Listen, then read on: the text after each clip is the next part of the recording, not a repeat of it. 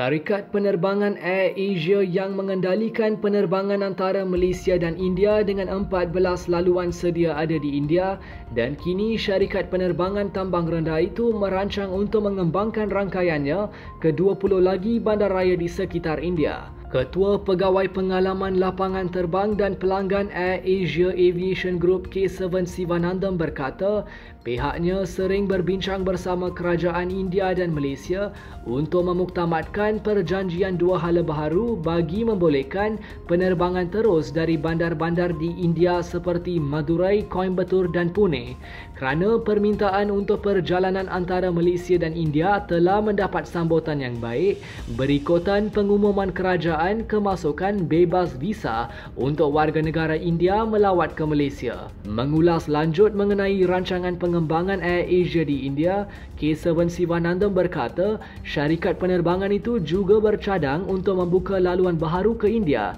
dari lapangan terbang antarabangsa Langkawi dan lapangan terbang antarabangsa Pulau Pinang tidak lama lagi dalam langkah memberi pelancong lebih banyak pilihan untuk melawat bandar-bandar di Malaysia dan India. Okay, we want to give direct connections for passengers, guests in India to come to Malaysia. Okay, instead of rather than going through, connecting to KL and other places, directly we are connecting. We are exploring options. We are already, looking into plans and doing the due diligence. Okay, Penang to India and Langkawi to India is in proposals, but of course it has to go through the approval exercise. Okay, but as an organization, we are committed to these routes. If it is possible, we'll definitely operate. Katanya inisiatif ini dilakukan bagi mengeratkan hubungan antara dua negara dan pihak Air Asia juga akan bertindak menambah 650 pesawat Airbus bagi mengembangkan rangkaian mereka di seluruh dunia. Sementara itu, Pengarah Pelancongan Malaysia di India Selatan dan Sri Lanka, Ruzaidi Abdul Rahim berkata, Malaysia menjangkakan untuk melihat hampir 1 juta orang melancong dari India ke Malaysia tahun ini.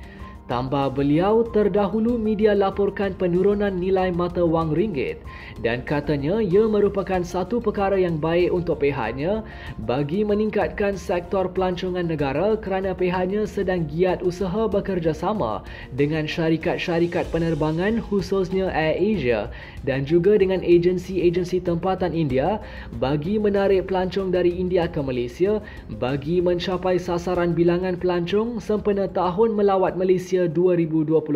Tahun ni, tahun 2024, kita menjangkakan lebih daripada mungkin 700,000 sehingga ke 900,000 pelancong India ke Malaysia, di mana kerajaan telah mengadakan visa free untuk pelancong-pelancong India ke Malaysia, di mana prosedur ini akan memudahkan pelancong-pelancong India untuk datang ke Malaysia. Kita bekerjasama jugalah dengan Tamil Nadu Tourism Board di sini untuk sama-sama kita bekerjasama untuk mengadakan satu bilateral arrival untuk kedua-dua negara. Manakala Konsulat Jenderal Malaysia di Chennai, India, Saravanakumar Kumarawasagam berkata hubungan diplomatik antara Malaysia dan India adalah sejak tahun 1957. Negara India adalah antara penyumbang utama ekonomi negara terutamanya dalam sektor pelancongan.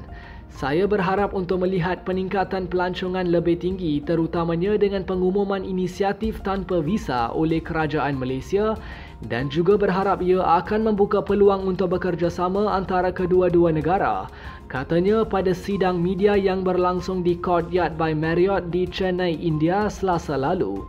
Susulan itu, bagi meraihkan pengembangan rangkaian, Air Asia menawarkan tambang promosi ke India bermula daripada RM249 iaitu perjalanan sehala dari Kuala Lumpur mulai 27 Februari sehingga 10 Mac 2024 bagi tempoh perjalanan sehingga 30 Mac 2024.